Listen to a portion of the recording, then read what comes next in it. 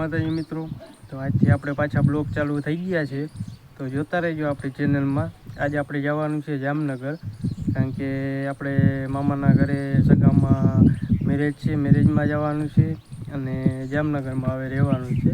તો હવે આપણે સિટી લાઈફનું બધું બતાવશી, તો બ્લોગમાં આગળ બન્યા રહેજો અને ચેનલને સબસ્ક્રાઈબ કરી દેજો. આગળ મળીએ. આપણે જામનગર જવાનું છે, તો આપણે દ્વારકા જામનગર હાઈવે ઉપર ચડી ગયા છીએ.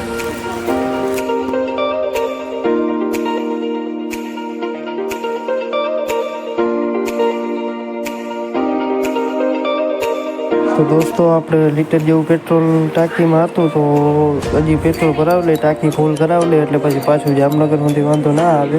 તો આપણે ટાંકી ફૂલ કરાવી દીધી એટલે જામનગર સુધી હવે વાંધો નહીં આવે.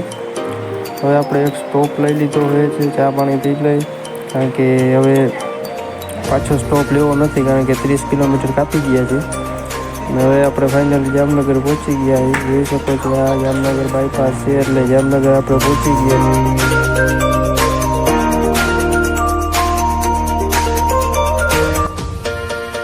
તો મિત્રો આપણે ઘરે હતા તો દોસ્તનો ફોન આવ્યો, કારણ કે એને રૂમે જવાનું છે, આપણે હવે ન્યાજ રહેવાનું છે. રૂમ બતાવશે તો આપણે તેડવા આવ્યા છીએ. માતાજી.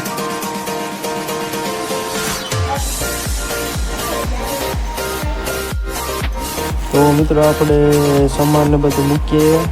આપણે તો એક જોડી કપડાં લેવાના હતા, કોલેજમાં જવાનું હતું તો કપડાં તો લેવા જશે.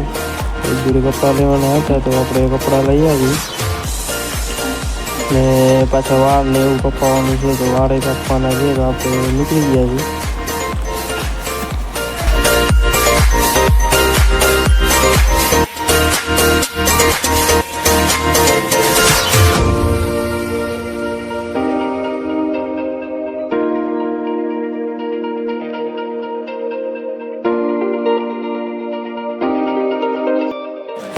તો મિત્રો આપણે સલૂને આવી ગયા, વાળ કપાવી લઈએ આપણે.